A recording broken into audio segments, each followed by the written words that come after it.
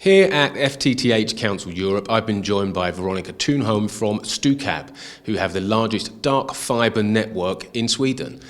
Thank you very much for joining us. Perhaps you could tell us a little bit more about your network and how it operates.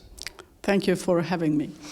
I would say that Stokab, the company are owned by the city of Stockholm. We do not just have the largest dark fiber network in Sweden, but in fact in the world, we used to say. Not the biggest network, it is big, but as a neutral passive infrastructure provider, we think we are the biggest. Yes, owned by the city of Stockholm. Have operated it, expanded it for 28 years now. We have a FTTH network completed the rollout in about 10 years now. The network reaches multi-dwelling units with roughly 400,000 households, apartments. Practically every commercial building, every data center and important co-location spot in Stockholm and the Stockholm region. It's a rather big network, yes. Okay, well, it's a grand undertaking, and it's something that in this week we've been talking a lot about sustainability as a key topic at this year's conference, and you've been speaking about that this morning on a panel. So sustainability is something that's important to you at Stokab. Absolutely. And I said earlier at a panel that this is a really important issue for my boss, for the city of Stockholm.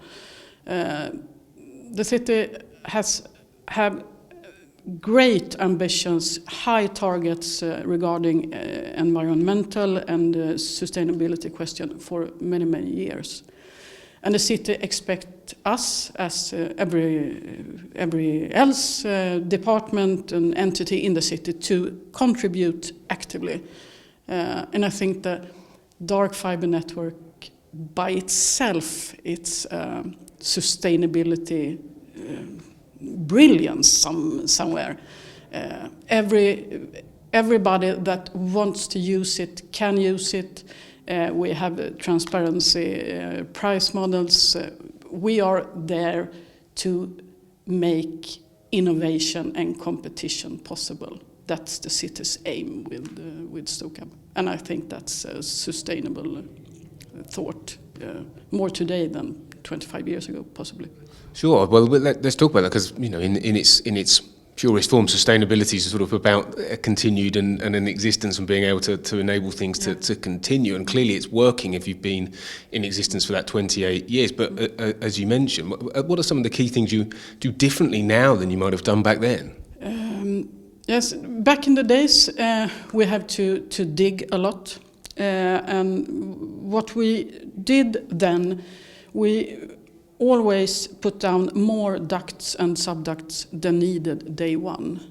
We had already then a long-term perspective. We are going to be back in this particular place, not tomorrow, but maybe in 3 years, 4 years, 5 years. So we have spare capacity in the network. When we started, the biggest ribbon cable, we have always used ribbon cables, had 96 fiber. It was the biggest you could get on the market. And when I have an example, when we rolled out the network in a specific geographic place in the inner city of Stockholm, 96 fiber, it will last. Maybe a decade, I don't know. I think it took 3 years, 4 years, and then we were back, and then the biggest cable had 192 fibers, and then 384, 480, 640. And today the biggest cables we are adding to the network have 1,000 fibers. So it's a factor of 10. So big, some difference. Yes, a huge difference. But you can use the same ducts Yeah, more or less the same ducts, yes. So much less digging.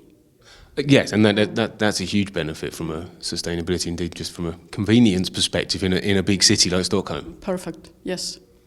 Okay, well, you're here at FTTH Council. You've been on the panels, and hopefully this is an event that you've been enjoying, and it's useful to be back and discussing and hearing, interacting with other people doing similar things. It is, and I have been attended in Amsterdam and in Valencia, I think, earlier, but it's a special year, this first year after a pandemic, I think. And also the speaker yesterday from Ukraine, it's an amazing event, I think. Yes. Okay, good. Well, we're glad you are having a good time, and we have a little while to go yet, so we can let you get back to it. But thank you for taking the time to come and have a chat with us. Thanks for having me.